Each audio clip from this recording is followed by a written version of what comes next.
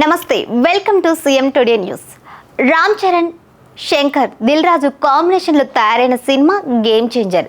నిర్మాత దిల్ రాజు బ్యానర్ నుంచి వస్తున్న అత్యంత భారీ సినిమా ఇది. శంకర్ తన సినిమాలను స్క్రీన్ మీద ఎంత విజువల్ వండర్గా చూపిస్తాడో తెలిసిందే. ఈ సినిమా కోసం డబ్బు మంచినీళ్ళలా ఖర్చు చేశారు. పాటలకు కోట్లు ఖర్చు చేశారు. కొన్ని సీన్ల కోసం రోజుకు కోట్లు ఖర్చు చేశారట.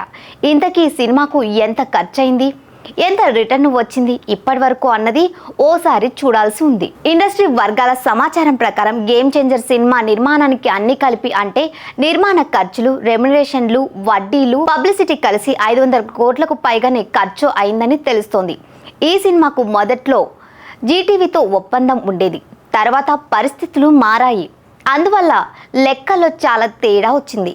ఇప్పటికీ సినిమాకు 200 కోట్ల వరకు నాన్ థియేటర్ నుంచి రికవరీ వచ్చింది. మరో 300 కోట్ల ఆదాయం రావాల్సింది. దేవర సినిమా మాదిరిగా చూస్తే 2 తెలుగు రాష్ట్రాల నుంచి 120 కోట్ల ఆదాయం థియేటర్ నుంచి రావాలి.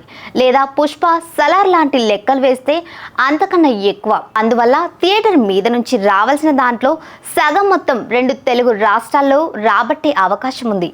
ఎలాగో సంక్రాంతి సీజన్ కనుక ఇక మరో 150 లేదా 180 కోట్లు తెలుగు, తమిళ, కన్నడ, ఓవర్సీస్ మీద రావాలి. హిందీ ఎలాగో డిస్ట్రిబ్యూషన్స్ ఉంటుంది. ఈ పరిస్థితిలో తెలుగు రాష్ట్రాల్లో ఎక్కువగా ఓటీ రిలీజ్కి నిర్మాత దిల్ రాజు మొగ్గు చూపే అవకాశం ఉంది. ఎలాగూ నైజాం, వైజాగ్ ఆయన సంస్థనే పంపిణీ చేస్తుంది. మిగిలిన ఏరియాలు ఆయన రెగ్యులర్ బయర్లు ఉండనే ఉంటారు. టోటల్ గా చూసుకుంటే హిందీ వర్షన్ ఎంత బాగా వసూలు సాధిస్తే అంత మేరకు లాభాలు వస్తాయి. తెలుగు వర్షన్ ఎంత బాగా అయితే అంత రిస్క్ తగ్గుతుందట.